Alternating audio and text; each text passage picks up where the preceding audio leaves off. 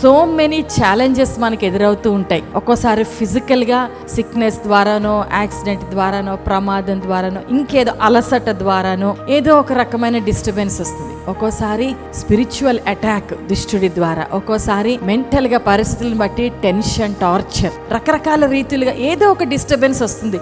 Financial ఏరియాలో problem వస్తుంది, relationships లో ప్రాబ్లం వస్తుంది. ఒక్కోసారి అన్నీ బాగుంటాయి, ఒక్కోసారి ఏది బాగా కుదరవు, ఒకదాని వెంబడి ఒకటి వస్తుంటాయి. కానీ బైబిల్ చెప్తుంది సమస్తము మేలు కొరకే జరుగుతాయంటే ఎవరికి? ఆయన్ని ప్రేమించే వారికి, అనగా ఆయన సంకల్పం చొప్పున పిలవబడిన వారికి. అది నెగిటివ్ సిచ్యువేషన్ అయినా పాజిటివ్ సిచ్యువేషన్ అయినా రెండు కూడా మేలు కొరకే జరుగుతాయంట. అంటే మీ జీవితంలో పాజిటివ్ జరిగితే అబ్బా దేవుడు మేలు చేశాడు అంటాం, నెగిటివ్ జరిగినప్పుడు కూడా దేవుడు మేలు కొరకే దాన్ని చేశాడు.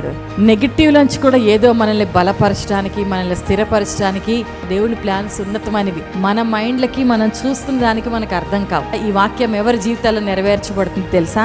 ఆయన్ని ప్రేమించే వారికి, ఆయన సంకల్పం చొప్పున చేసేవారికి అని రాయబడలే, పిలవబడిన వారికి అని రాయబడింది.